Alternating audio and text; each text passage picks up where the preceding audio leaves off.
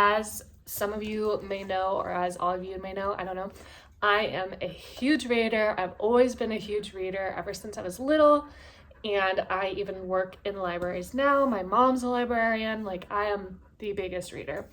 And I have been keeping track of books that I've read since 2013. I literally have this red journal that I've had that I've been keeping track of books I've been reading. And I even have a little sheet that I had to submit for a class. Let's see if it has, August 2013. And it has like all of the books that I read there. So that's the beginning of, like, right before I started this book. So I've read so many books. I have this red book. I have two Excel spreadsheets, one to also keep track of the books in case I lose this, and another Excel spreadsheet to keep track of the books that I personally own, as I am currently going through my big TBR. Honestly, my whole bookshelf is my TBR because I am doing my best to read books that I own in place of purchasing them, and so that I can go through, read everything that I own, get rid of books that I don't like, and then also say I've read everything I own, and then I won't have that excuse to use when I want to go buy a book. Because like right now I'm using the excuse like, okay, I am only allowed to buy a book if it's a sequel or if it's like just like very random, like it sounds really good. Big preface to this, I really want to go over the most recent books that I've read, give you their scores, kind of tell you a little bit about what I thought about them, and then get into the reading vlog. I also have my little book journal with me to like remember why I rated the books what way and what I rated them. So these are just the ones that I've read pretty recently for, basically for April. I'm leaving one out because I have so many and my hand can only hold so many books in a stack. So the first one is Followers by Megan Angelo. It is a story about like a past and a present, basically, where social media gets like really out of hand, and like in the past people are trying to be celebrities, influencers, etc. And then this big event occurs that you don't really find out until the end. Why don't you go get some more water, please? Go get some more water so you don't stop panting.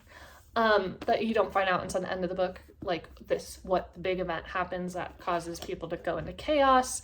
And then the present is this whole reality where, I'm just explaining this so bad, but it's this whole reality where these people live every day of their lives on screen, and it's following this one girl's journey through debating whether or not she actually wants to stay in that life. So that is this book, and I thought it was a really interesting take on the impact of social media. It was written around in 2020, so that's quite interesting. I thought none of the characters were likable. Even some of the ones that were starting to get likable did something and I just did not like it. And the most like gripping part of the plot happened about 80% of the way through. It was a quick spike and then just nothing. So I felt like it was really boring. So honestly, I gave it a 2 out of 5, and I will be donating this book. The next book I read is this Lullaby by Sarah Dessen.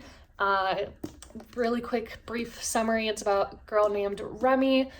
Her mom is notorious for going through husbands, just never actually finding true love, even though her mom is a romance author, and it's kind of following Remy in her senior year of high school as she tries to decide if she is going to be the same, basically, as her mom and keeps going through boyfriends, or if she actually wants to try a long-term relationship.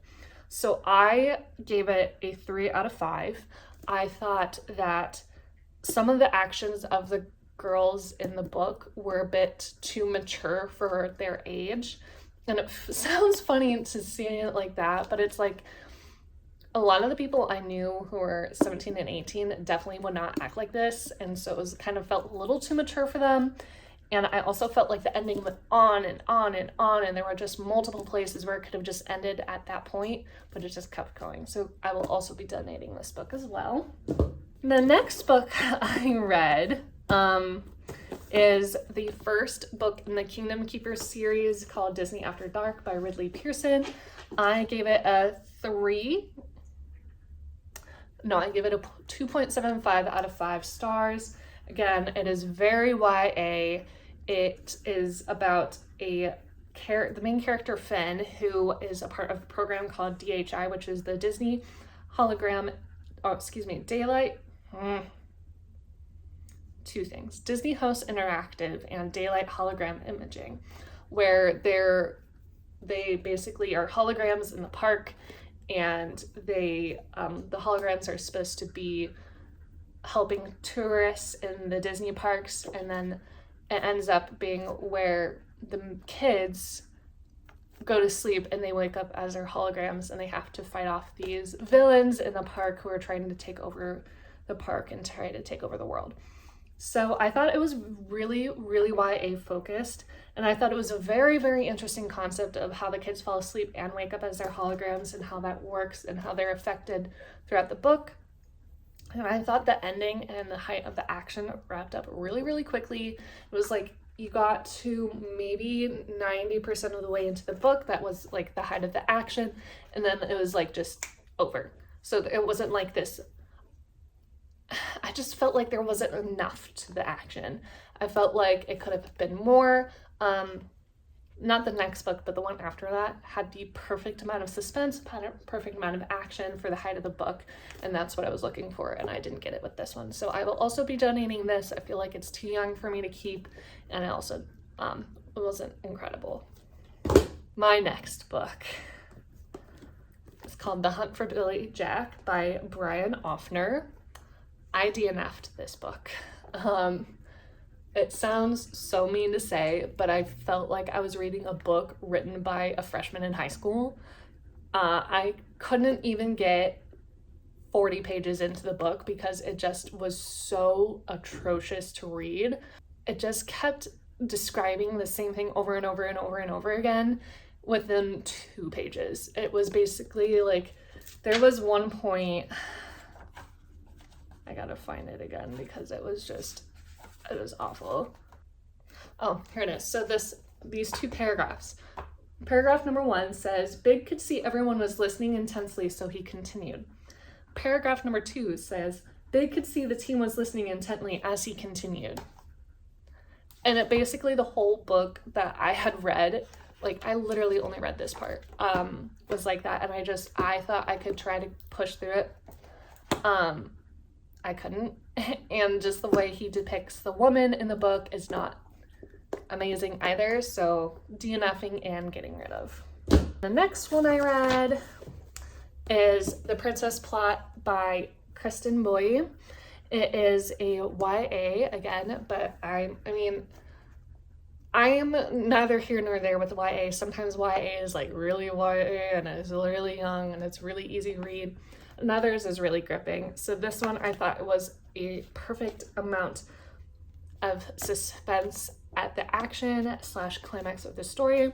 But this book, The Princess Plot, is about a girl named Jenna who won a spot in a movie, and she is flown out, but in reality she's actually taking the spot of the princess, and she doesn't know it. She doesn't know that she's actually being kidnapped, and the whole story is following that plot line. So I thought it was really good. I gave it a 4 out of 5 stars. Again, I thought it was a perfect amount of suspense and action. There is a second book, but I've decided not to read it because I felt like, again, it was really YA, and I did not want to read another YA, even though my next book that I finished was YA. And it just seemed off that someone in a middle school like age would not realize that,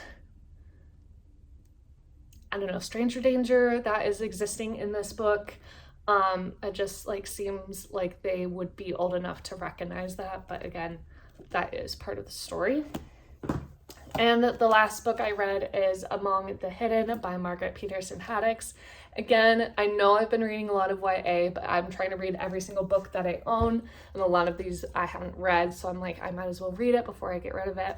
But this one is basically about Luke, who is known as a shadow child because he is a third child, and there is a population control where people can only have 2 children. So it is about his life and him trying to figure out if he wants to remain hidden or if he can explore and find other shadow children like him. Again, this is the first book in a long sequence of other books. I'm only reading the first one because I don't really want to get into the other ones. Reading it to just read it and then get rid of it. But I did give this, I believe I give it a 3 stars.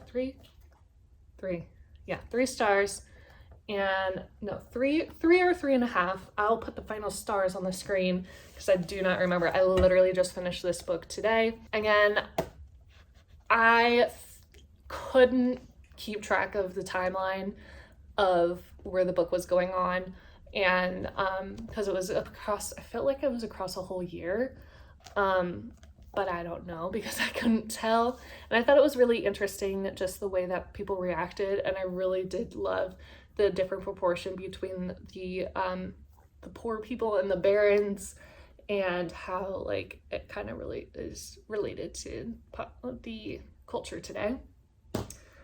So yeah, that was everything that I read recently and my thoughts on it. Funky. My darling, I love you, I love you, I love you, I love you, I love you, I love you.